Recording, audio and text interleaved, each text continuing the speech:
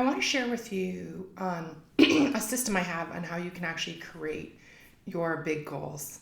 So I'm going to take you through 5 different steps that you can do to create really big goals. The first one is sometimes the most challenging one, but it can be also a lot of fun.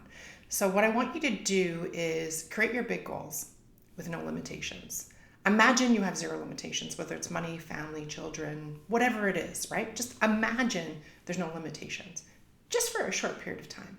And then really think and dig deep. What is it you really want to accomplish? Whether it's your business or your career, what is it you want? Okay? Once you've established that and you create it. Now, this may take a little bit longer, step 1, because sometimes we get stuck, but it's okay. Please stick with it and imagine what's possible for yourself. Even sometimes things you never thought you were able to do. I remember I'm not the best writer. I'm much better at speaking, and I thought there's no way I'll ever be able to write a book. I'm never going to even be part of a book because I'm not a good writer at all. Well, funny enough, I'm actually a little bit better than I thought I was. And you know what? There's this really cool thing. You can actually hire an editor to edit your copy or your book for you, or even a ghostwriter. So cool, right? Well, a lot of times when we're thinking about big goals and we think it's not a possibility for us, we forget there's other resources around us that we can use to help us achieve what it is we want to achieve. So just remember, there's always a solution to a challenge. So it's okay to think big. And the more you think big and the more excited you get and the more goals that you create, the more aligned you're going to be with what you're doing. And that's going to keep you motivated, focused, and driven to keep moving things forward. Step number 2 is to set deadlines, timelines, whatever you want to call them. You want to set that deadline of when you want to accomplish that. Now, here's the thing. Even though we're setting timelines and deadlines to reach a certain point or reach that particular goal, it's okay if we don't 100% get it completely done. Sometimes there's other things that pop up, or sometimes certain things we anticipated would only take 3 months are taking 6 months. So understand, why is it taking you longer if you don't meet your deadline? What haven't you done or what hasn't been accomplished, and figure out what you need to do next to push it forward, okay? Don't waste your time going, oh, I failed. No, you didn't. It's just something that you have to look at how to solve that particular problem. And, a mentor of mine said something to me that was really cool. She says, listen, as a business owner, one of the things that is so important for you to learn is, 1, to be uncomfortable, and 2, is to become a really incredible problem solver. There's going to be challenges that pop up, but your job is to look at the bigger picture, to understand what the challenge is, and figure out what needs to be put into place to solve that problem.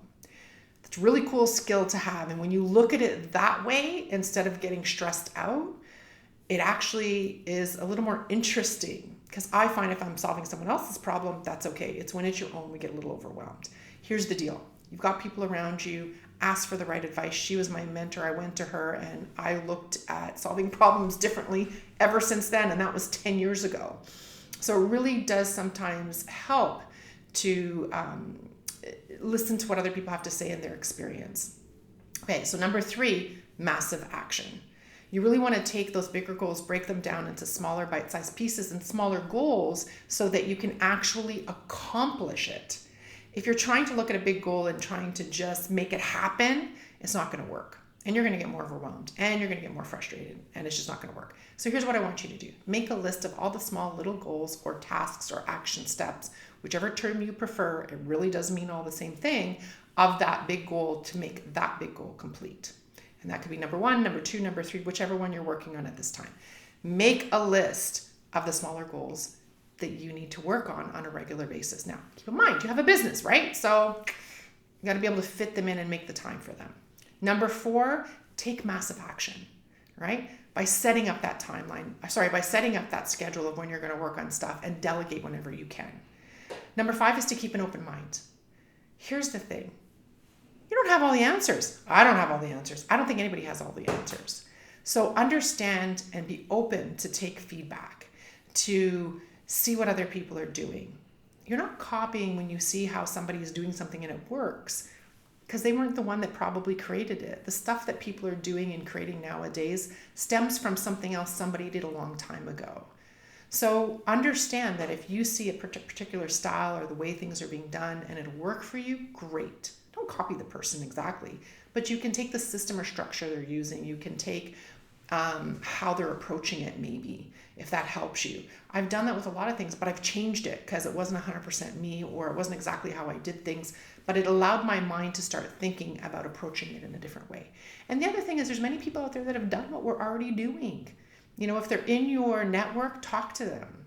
Just like you would share your information with them to help them move forward, they'll probably share their information with you. Listen, you're going to have some people that say, no, I have. It's okay. But there's going to be those people who say yes and want to be able to share information with you. And I'm always there for them. I have a win-win situation. So create win-win situations. Because I'm always looking that if you're helping me, how can I help you? How can I support you move forward? And that's the first question I ask when we're done talking. How can I support you? So be open-minded. So let me just recap that really quickly for you. There's 5 steps in creating your big goals. One is really thinking big, not having any limitations on yourself to be able to really dig deep and think big. Also, to set timelines and deadlines on when you want to accomplish things. It really does motivate you to get things done instead of it always being put aside because something else has come up. There's always going to be something else for the rest of your life, I promise you. And number 3 is action steps. Break those big goals into smaller goals so that you have action steps you can take on a daily, weekly, monthly basis to help reach that bigger goal. Then take massive action is number 4, right? So make sure you have it scheduled into your timelines, your calendar. If you have a staff and they're doing work, make sure they have scheduled timelines of when they need to accomplish certain things. And it's important to then review that on a regular basis. And number 5, keep an open mind. If you can keep an open mind and see what's around you, your growth capability is just so much bigger. You're accomplishing your big goals and finding great ideas and ways to change your own ideas slightly to help things grow even better is just so much more possible. So thanks so much for taking the time to listen to me. And there's much more coming for you. Check out our posts, check out our videos, check out my website at www.carolyndickinson.com and see what we're up to. I hope this information helps you, and I'm looking forward to providing you with so much more. Thanks for listening, and I'll talk to you again soon.